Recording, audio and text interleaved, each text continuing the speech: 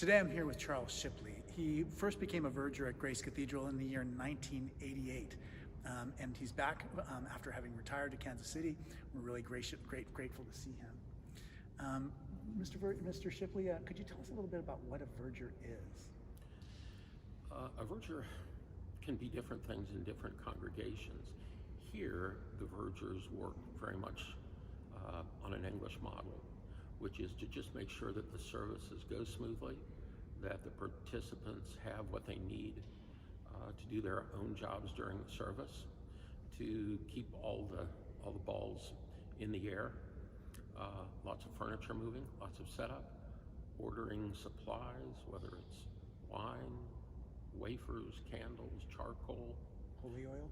Yeah, incense. We make the holy oil, but just to enable others to do their jobs in the liturgies. Yeah, and you've been here for so many years. I wonder if you can talk about just some of those situations where things were weird or not what you normally expect.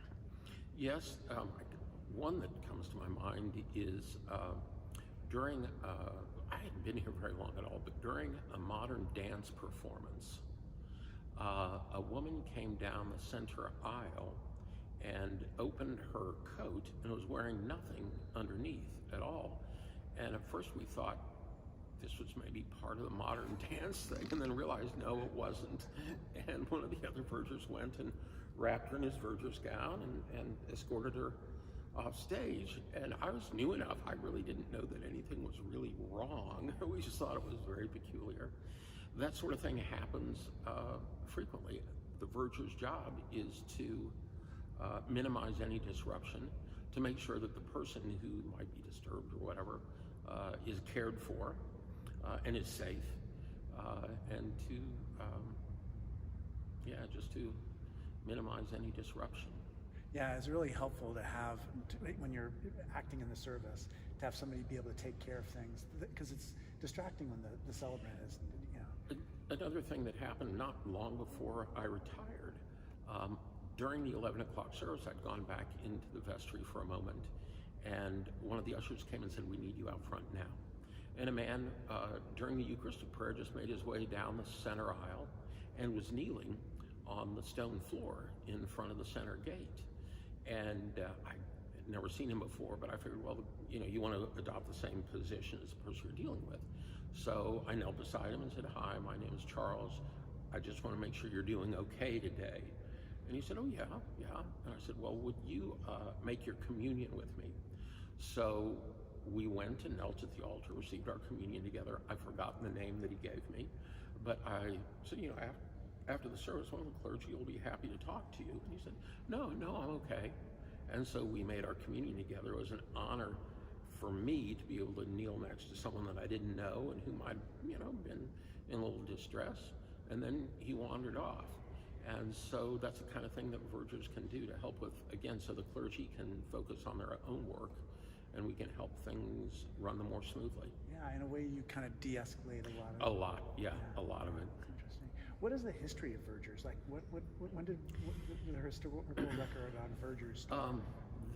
There was in the Roman Catholic Church there was a minor order who was kind of a doorkeeper, and ensuring order in the services, leading the procession in and out.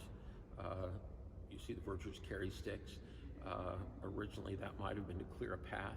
Right, I can imagine. There weren't pews or chairs, so you had to make your way for the procession through the church or the cathedral. But then it became more about, dealing with the liturgies and the services. Yeah. What are some of your happiest memories of being a verger at Grace Cathedral? Well, it's not anything really big.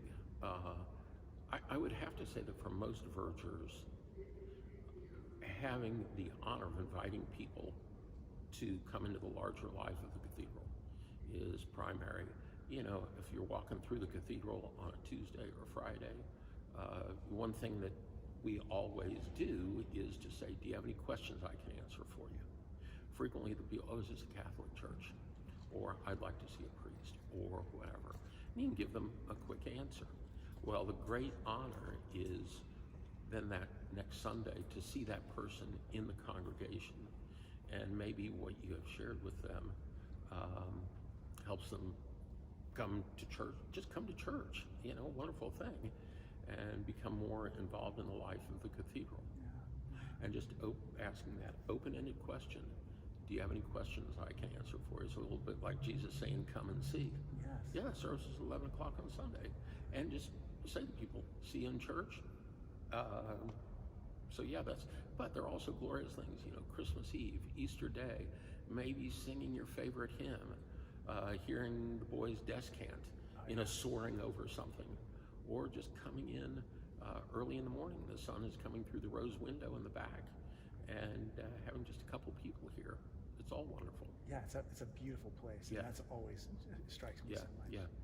Yeah, I wonder if you can talk about any like famous people or any guests that you have that you can particularly remember over the years. Well, over the years, Desmond Tutu was a frequent visitor. The Dalai Lama. One morning, I was here in the North Transept, and a man with this kind of bushy beard, a little bit scruffy looking, came shuffling in, and it was the retired Archbishop of Canterbury, Rowan Williams. Then he came to the 12:10 Eucharist. Robert Runcie, another retired Archbishop of Canterbury, came to the 12:10 service, and afterward I asked him why I was here, and he said, well, that his wife likes to do her shopping in San Francisco for Christmas. Okay, fair enough. Sandra Day O'Connor was wandering through. We've done some celebrity weddings, which are always a lot of fun. And you just ask the exact same questions. Do you have any questions I can answer for you? And but yeah, you get all kinds of people. Yeah, I can imagine. It's an extraordinary place. It just draws people to it. Mm-hmm. Yeah. As you think forward to the future, there's going to be future vergers and future deans. Mm-hmm. What kind of advice do you have for them as they equip other people so they can do their jobs?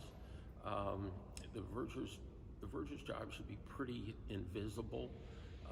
Visitors to a cathedral or parish where there are vergers will say, hey, what's the guy? Who is that person? Who's that guy, that woman? What are they doing? And then after that very first question, you should kind of fade into the background. Yeah. Just making sure that, it's certainly not about the verger. It's about enabling other people to do their work. I remember when I was in college is when you first arrived here. Yeah. And I always looked up to you, and I always associated you with Grace Cathedral. You were kind of a symbol of Grace Cathedral for me. It was such an honor when we first started working together as a team, and I'm so grateful for all that you taught me about how to be a dean. That's very, very kind. Very kind. It was very kind for you to say. Thank you very much for watching. My name is Malcolm Young.